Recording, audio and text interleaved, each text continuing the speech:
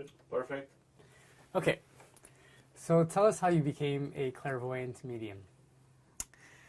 Well, it's a sort of a long story because you sort of have these abilities when you're young. It's just, you know, do we turn them off, or are we shamed for it, or told we're crazy, or who knows what? Or do you still trust yourself and keep that alive and keep it growing? So I think all my life I've had this ability to see through or read others well, but it wasn't encouraged, this level of sensitivity in the family. So somehow, I don't know how, but somehow as a kid I just was like, oh, okay, well I see that, but no one else does. And I sort of, you know, didn't feel compelled to go telling everyone. And it really just, it became just something very private that I knew or could do. I mean, I would argue with my mother to death about things that I would see, and she would go, no, no, no. But other than that, you know, I was making predictions, or I could see through people, probably, you know, elementary school, high school. But then it wasn't really until I started to study astrology in the bookstores, and my family didn't know as well. You know, you split up to go get Christmas presents. I'm in the bookstore reading about astrology. Oh my God. And yeah, no one knew.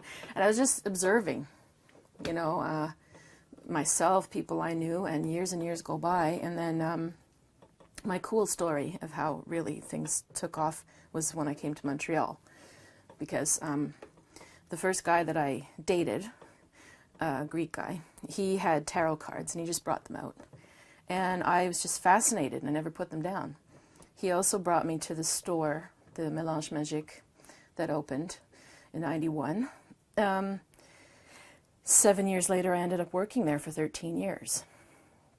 He also said to me, oh, my neighbor, my friend that I work with, Miriam, you got to meet her. She loves astrology. She loves art like you. You have to meet her. I'm like, okay, so I go in the middle of the night to his dépanneur where he was working. And I just saw her face. She was too busy. I walk out on my balcony about 3 weeks later. She's my next door neighbor. Oh my gosh. And she sort of apprenticed me. She taught me how to cook. She had lived in Europe. She taught me how to alley shop and do art stuff. And she taught me astrology. Like, it was like when the when the student is ready, the teacher arrives kind of thing. And living below her was another person who did energy work and Reiki. I didn't know what that was. And there he was in my kitchen with his hands around me, sort of, and I was like, this is weird, but it's okay, but it's sort of strange. And I mean, I also do Reiki and stuff now too, and energy healing. So it's really, that was really the birth of it. And then I also worked for one of those crazy psychic lines when they first started. Yeah, this little crap hole in the Carrie. And there were about 30 or 40 psychics that she had gathered.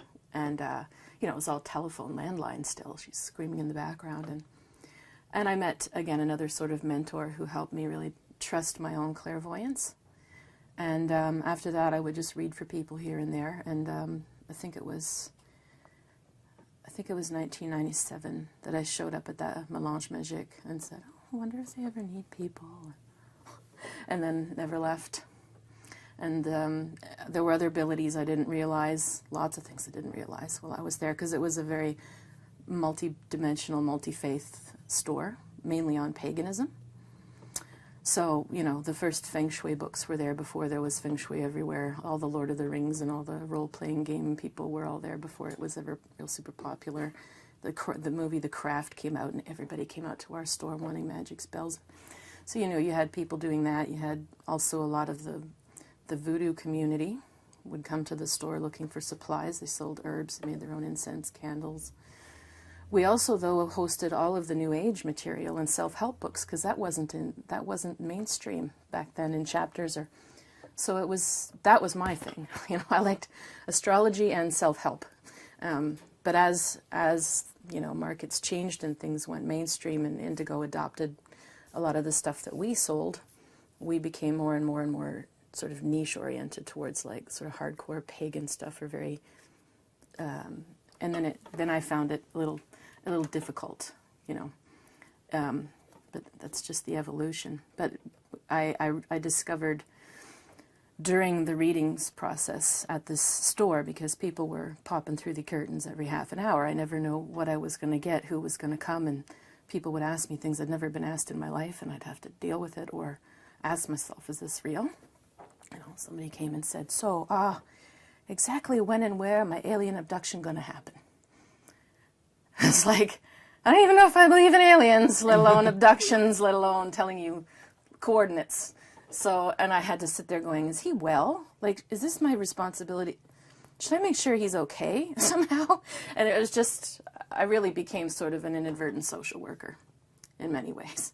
So I did a lot of my due diligence at home. I studied the DSM. I went to courses at the Douglas. I talked to people in the 12-step communities. I talked to people, and because they were very vulnerable, people coming in off the street looking for a miracle solution through this, but really they needed other help a lot of the time.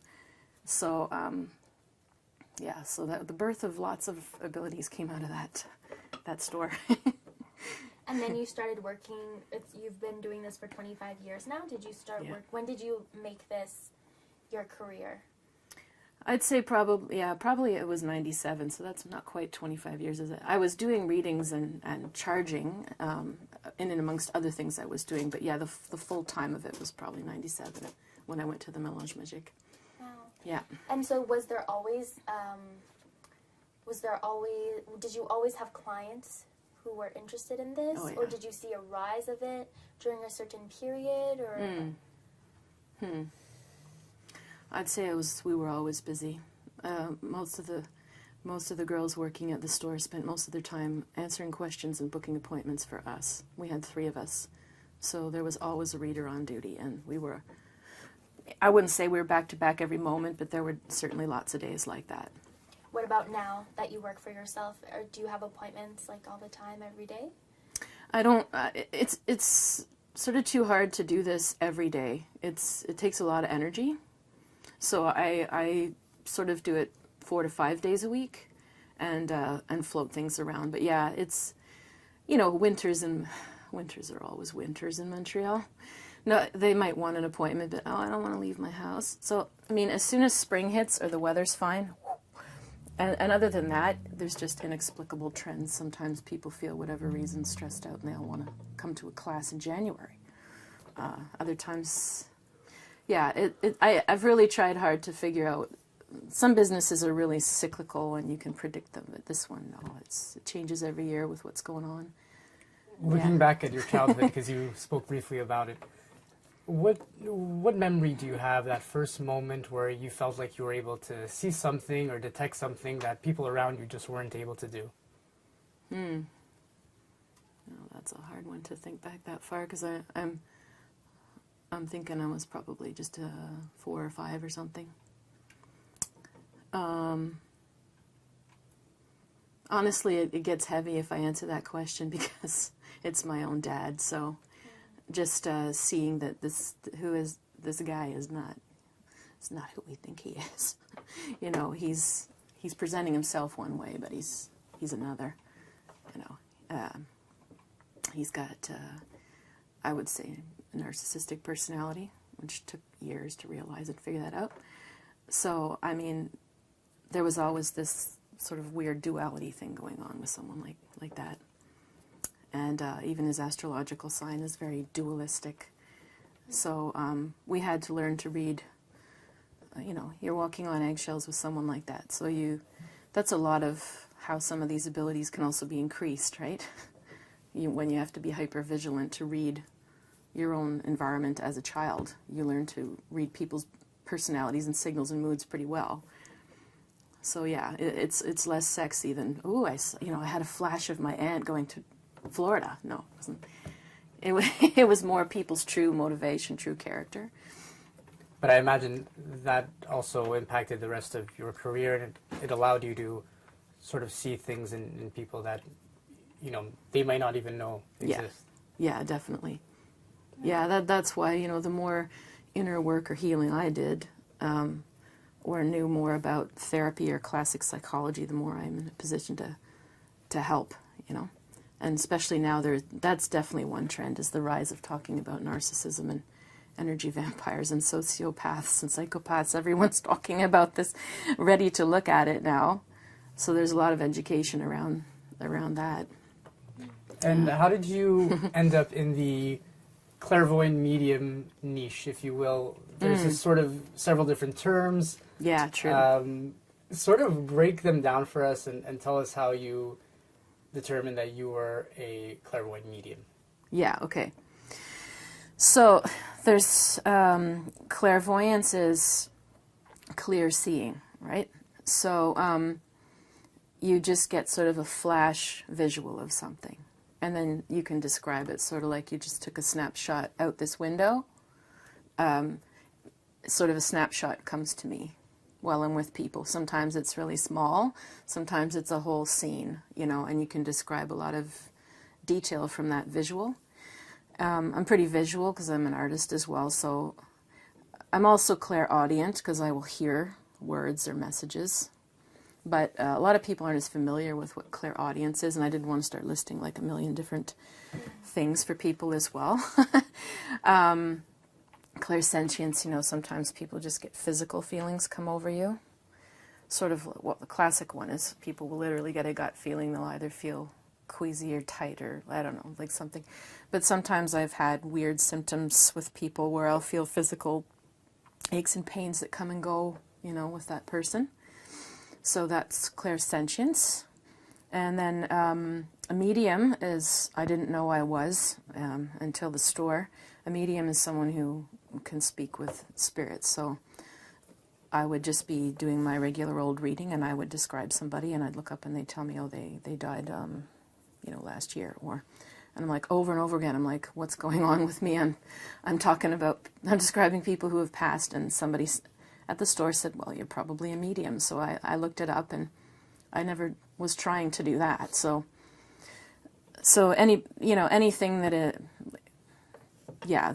the spirit of a building, the things that have happened, there's all kinds of layers to that one as the medium. It's not just speaking to your grandma. It's sometimes there's just things that linger around or that are around us that, yeah, that one really changed everything.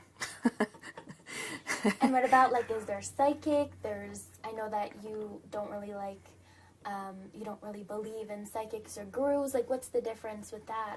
Why don't you believe in those? Yeah, it's just because I think the word psychic gives the impression, sort of like this TV, you know, impression that I'm supposed to just know everything about you the second I see you, as if I'm receiving your whole life in detail right now, and should just be able to know exactly to mind read what you want and tell you exactly what you want to hear.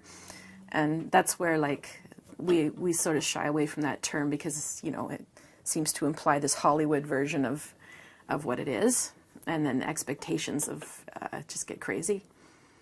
Gurus is a whole other thing. Actually, there's a really good documentary on Netflix about Osho, the life of Osho. I don't know I forget what it's called now. But anyway, it's just, the guru thing is dangerous because, you know, people are giving their power away to someone.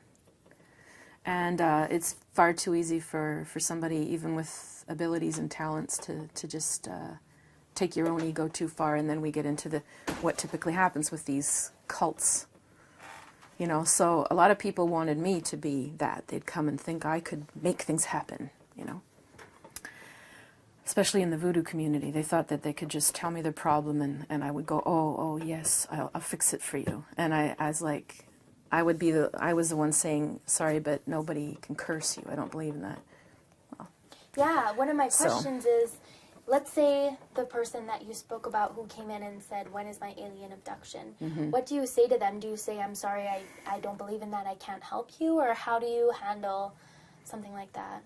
Yeah, I'm trying to remember how I handled him. Or even the voodoo, like you say, I'm sorry, I don't believe in that? Or yeah, the voodoo specifically, if ladies came to me with the cursing or wanted me to, I would tell them nobody has that power over your will if you want to take that power yourself. But it's very, very deeply generationally ingrained for them. Like, for them it is real. you know?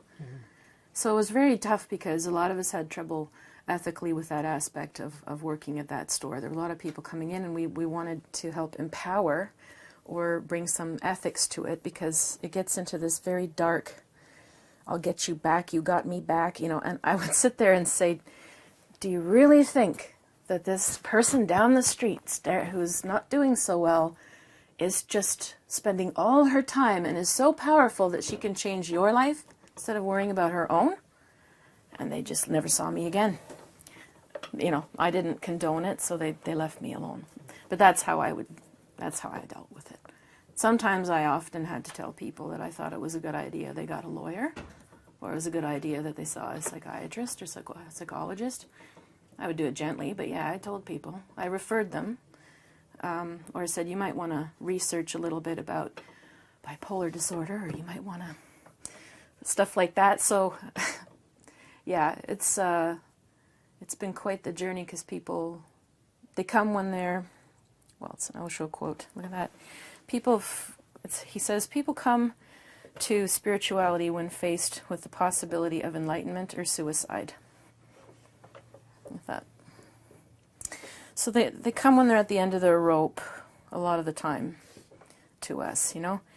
They don't want to look at the truth of something, and they've been through other people, other professionals, other friends, and then they think, hopefully I'm going to say, no, he's really a great guy, everyone else is wrong, you know, or no, you really don't need to go to the doctor, it'll be fine, or whatever have you.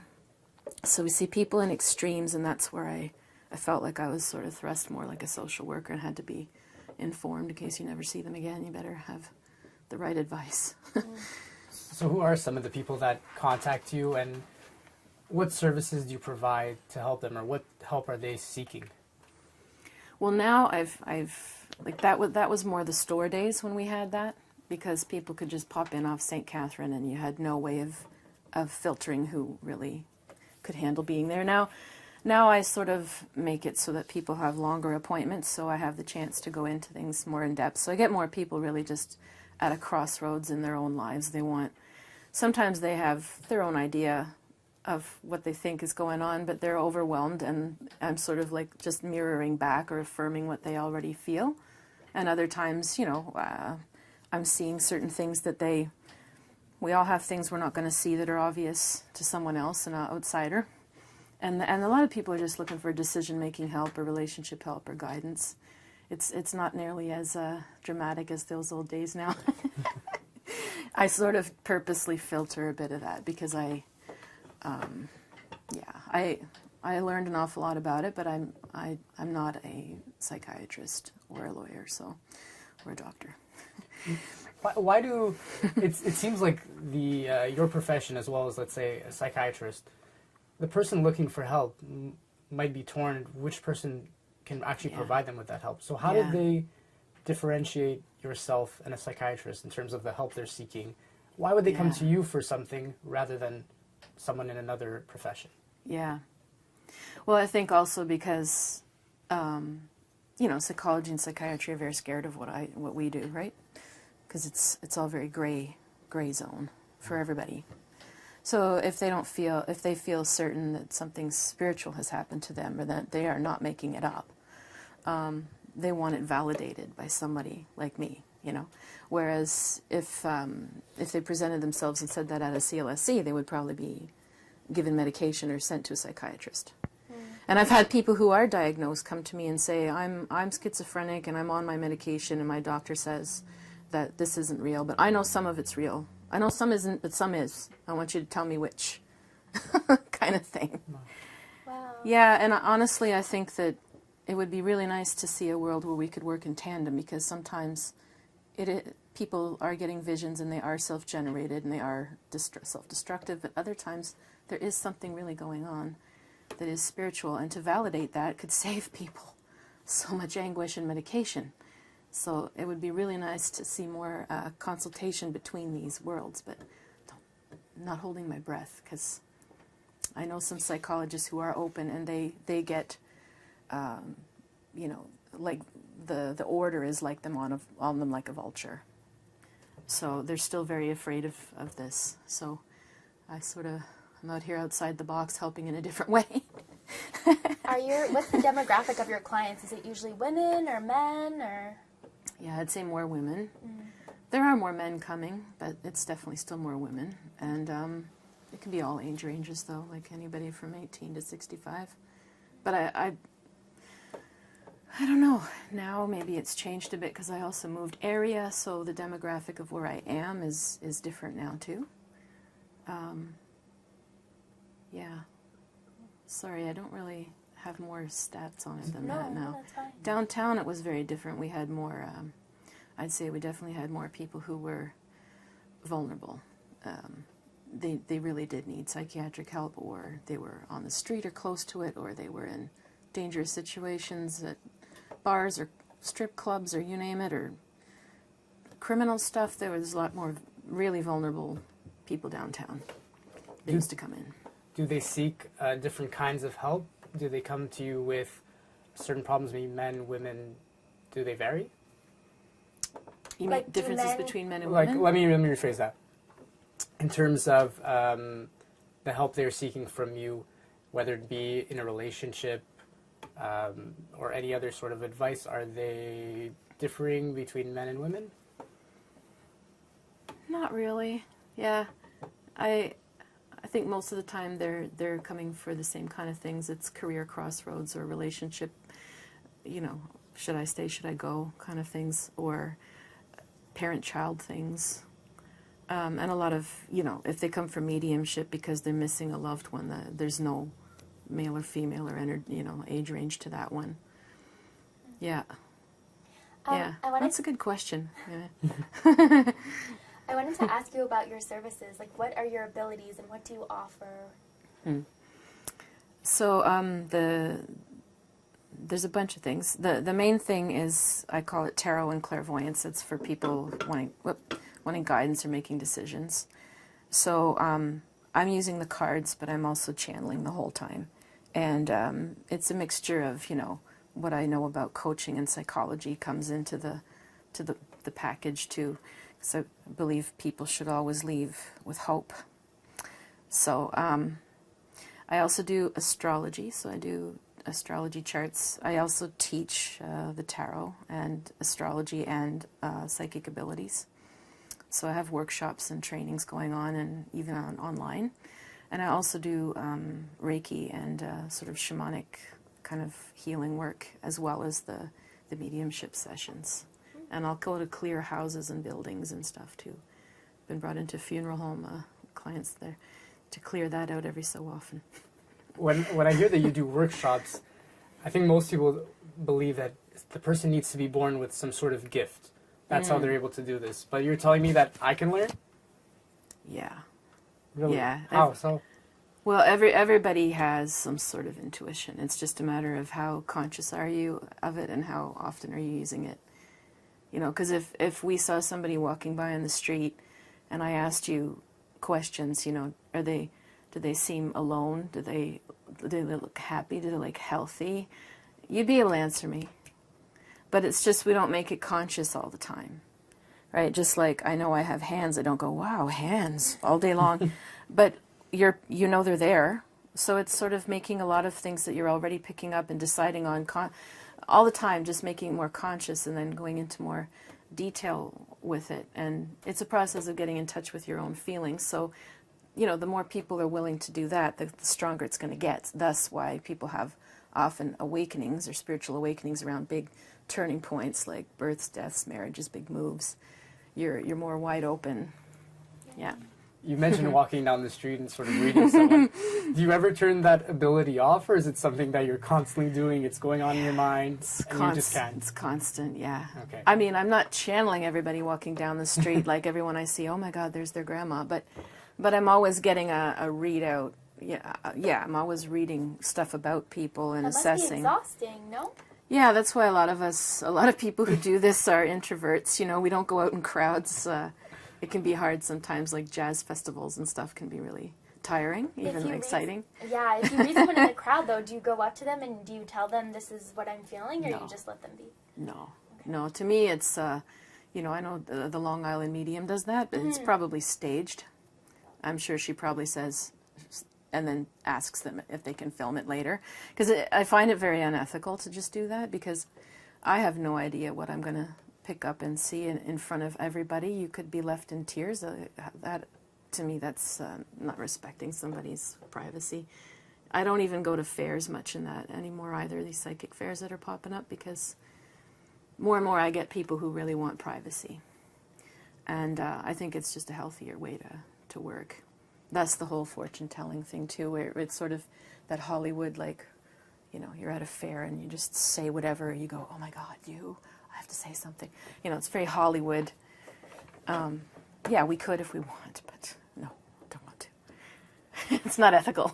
It's no secret that people in your profession surely have skeptics. So what do you do to reassure your clients? Because even people that contact you and agree to come see you, they may be leaving thinking, oh, was that the right idea for me? Was that the best choice I made to come see you? They might still have second thoughts. How do you reassure them? I find usually now, by the time people have selected you, they pretty much come and they're ready to open up to you. I don't get a lot of skeptics so much anymore, maybe because we're in this... Sorry. It's okay. Okay, we're good? Yeah, we're good. Okay, so... Wait, do we clap again? Sure. Yeah, it's no secret that I'd imagine you have some skeptics in your profession. So how do you respond to them? And I was gonna say misconceptions. I don't want to cut you off. I'll rephrase it. Okay. Just give me a sec.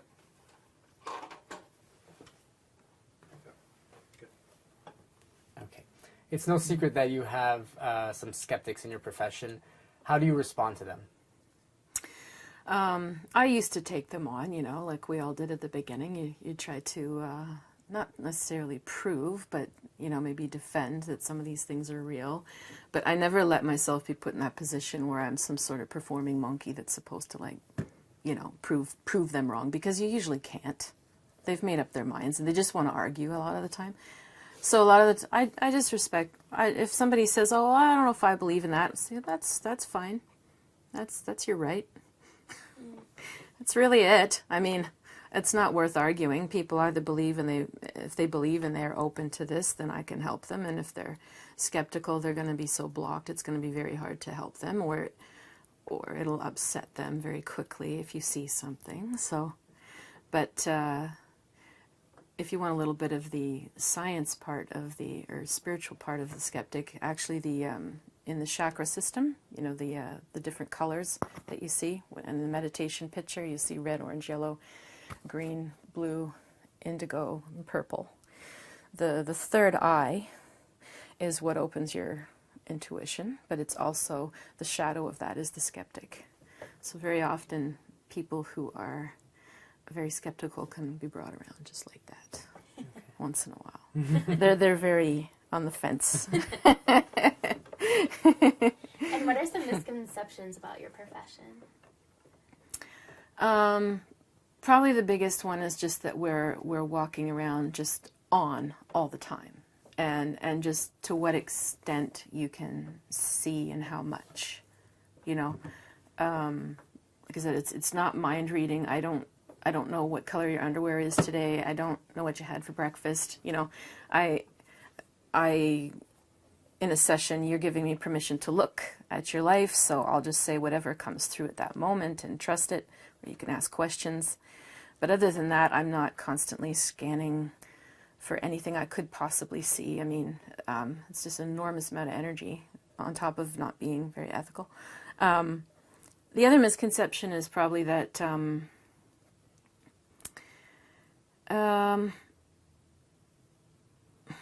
I was going to say something now, I forgot.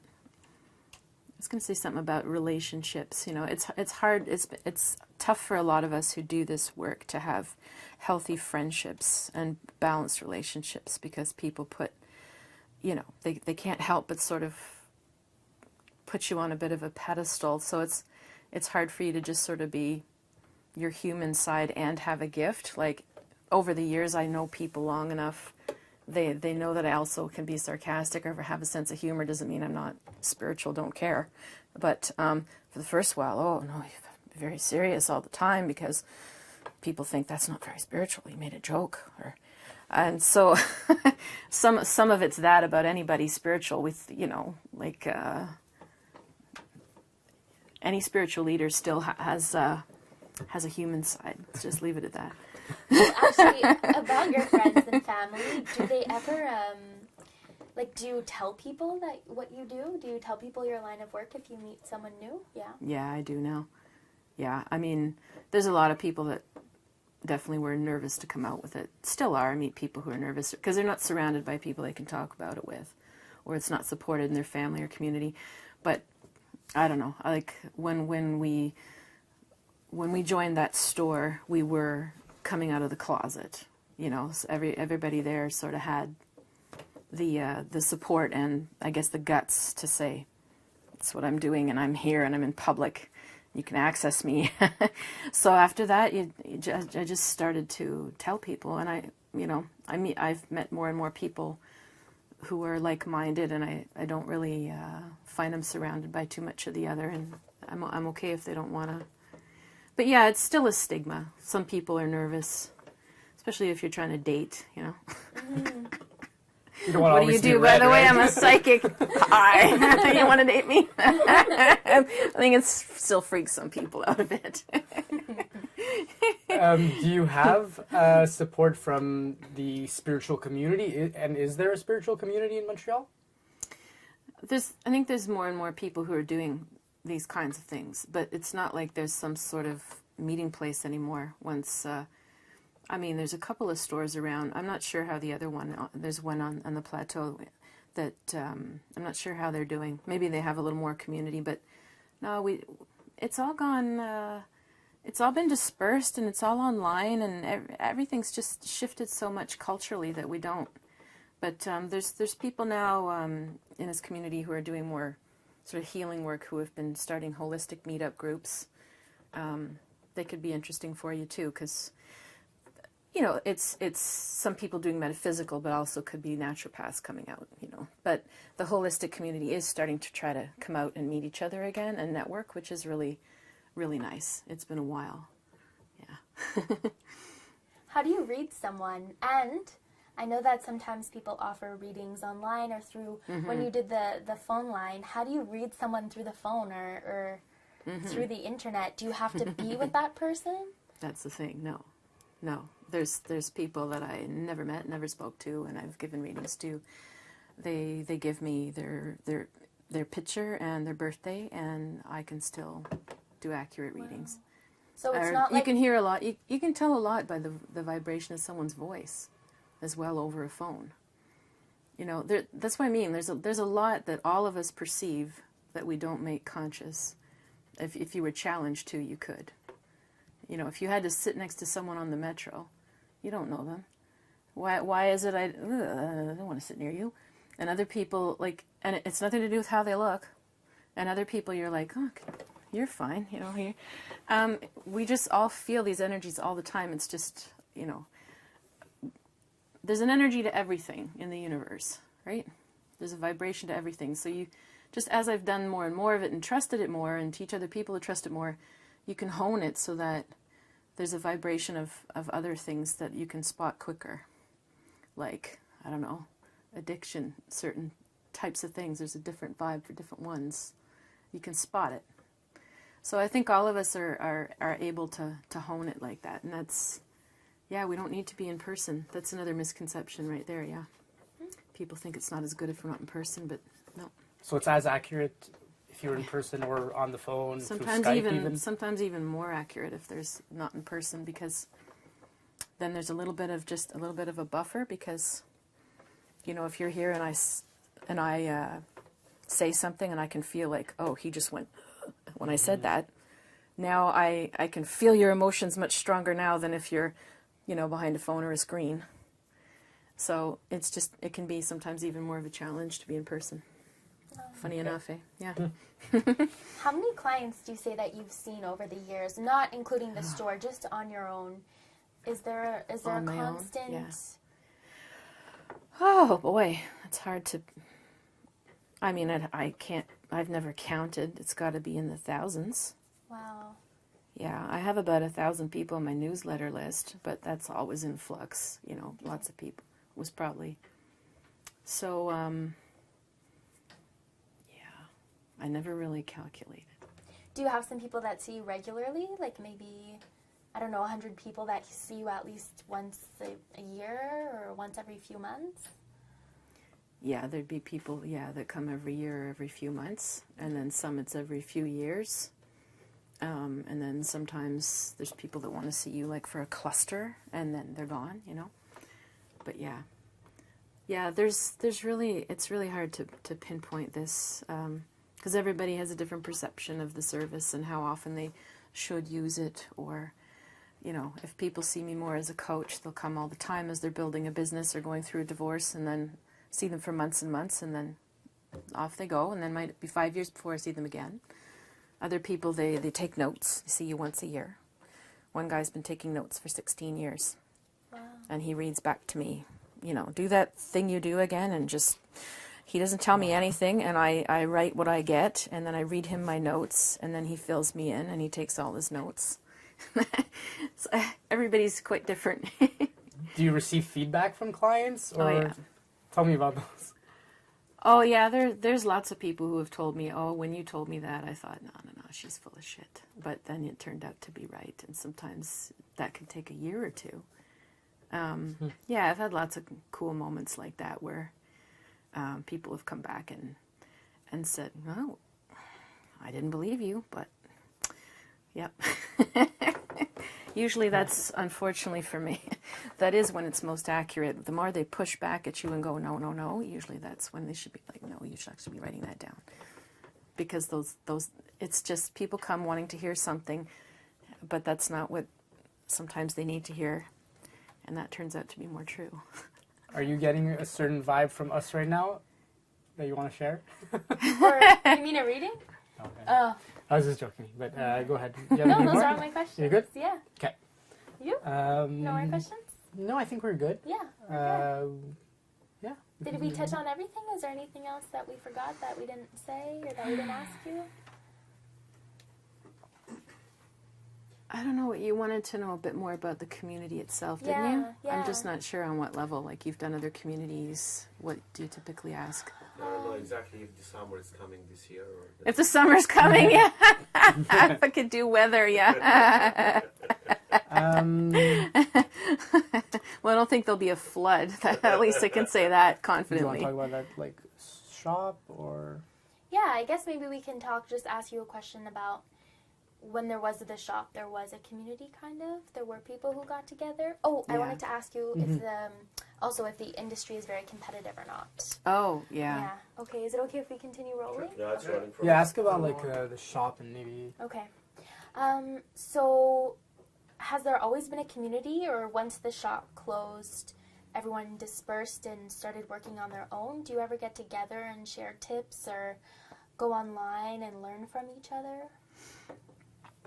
Not so much, because a lot of people will study this. First of all, there's a lot more information just readily available than there ever used to be. People can learn and bone up online very quickly, and then if they're very good at marketing, they can present themselves as whatever they want after a weekend workshop.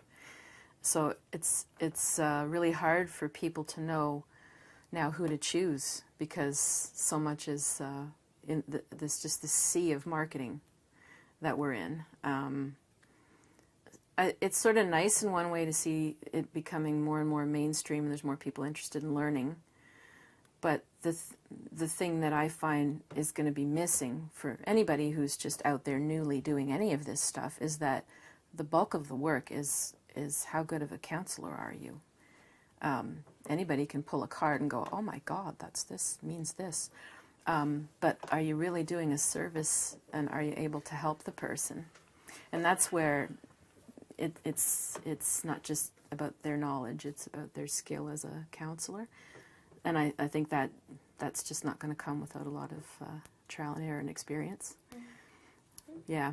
But no, there's no real tip sharing that I can think of. And yeah, it can be competitive.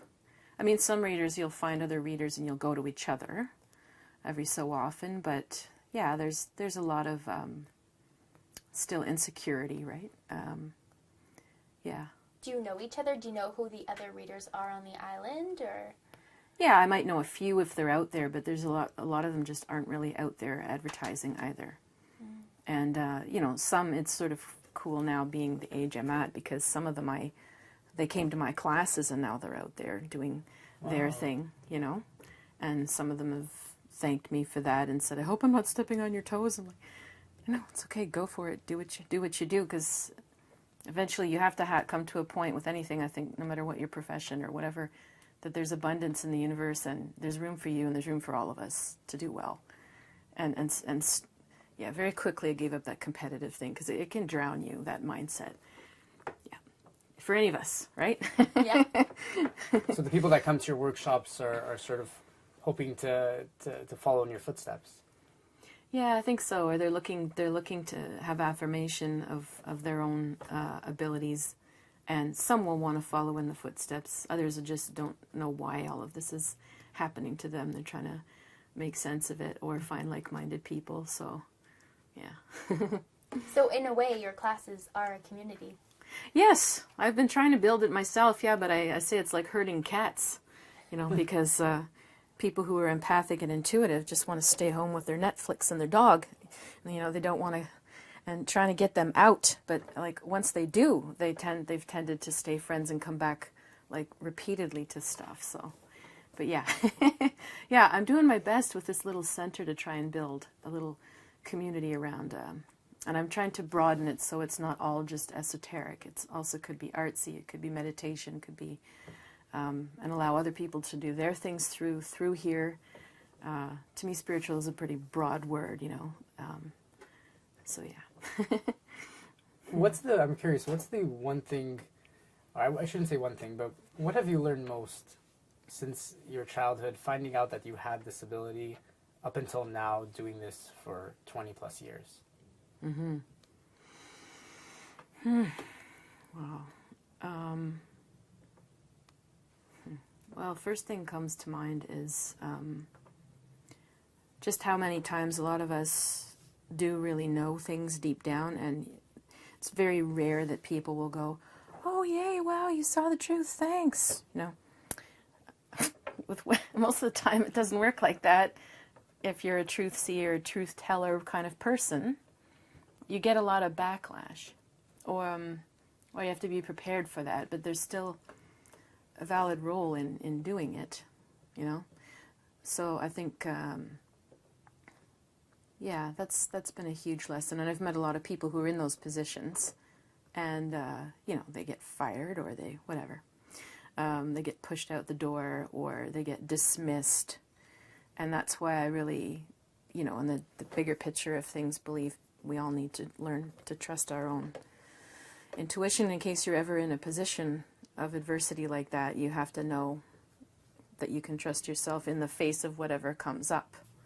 Yeah, which is tough, but yeah. Cool. Yeah. Great. Yeah. Okay. Good. Awesome. Good. Yay. That was great. Thank That you for was so answering all our interesting. questions. Oh, my pleasure. Oh my gosh. I just want